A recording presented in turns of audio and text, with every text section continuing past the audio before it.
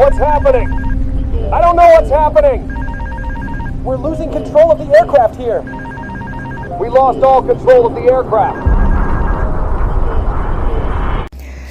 Air France flight 447 एक scheduled international flight थी जो 1 जून 2009 को रियो दे जेनेरियो ब्राज़ील से पेरिस फ्रांस के लिए उड़ान भर रहा था। इस विमान में कुल 228 लोग सवार थे, जिनमें से 216 यात्री और 12 क्रू मेंबर थे।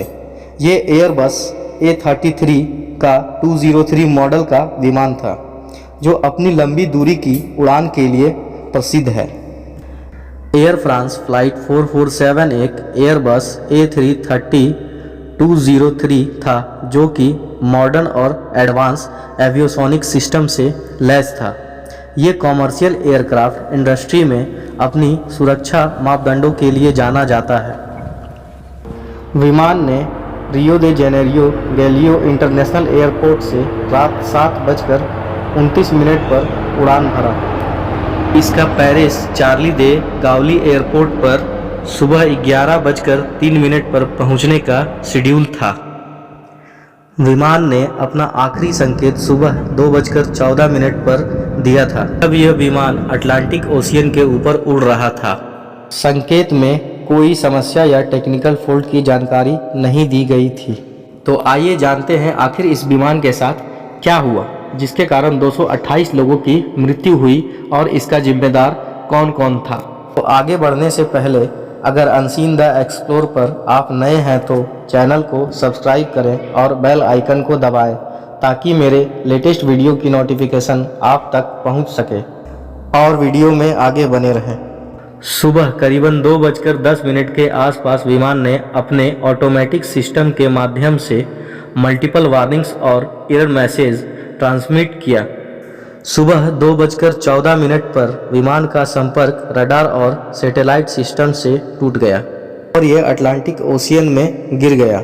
इस हादसे के कारण सभी 228 लोगों की मौत हो गई।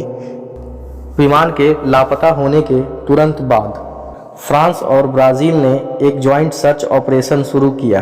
पहले दिनों में विमान का कोई भी अवशेष नहीं मिला, लेकिन कुछ दिनों के बाद ब्राज़ील की नेवी ने कुछ छोटे टुकड़े और कुछ यात्रियों के अवशेष अटलांटिक ओशियन में पाए।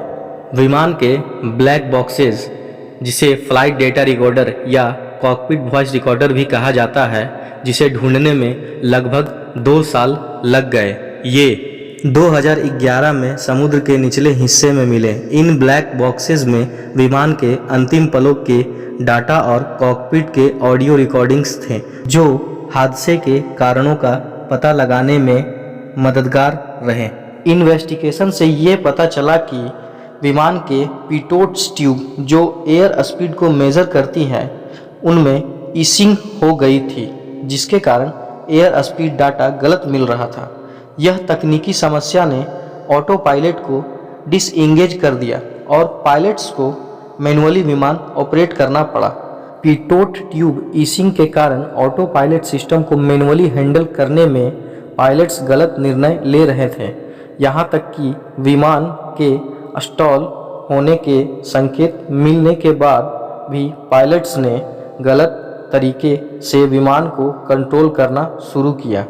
इसका नतीजा यह हुआ कि विमान अनस्टडी और अनस्टेबल हो गया और अंततः समुद्र में गिर गया। French Bureau of Enquiry and Analysis of Civil Aviation Safety BEA ने 2012 में अपनी अंतिम रिपोर्ट जारी की।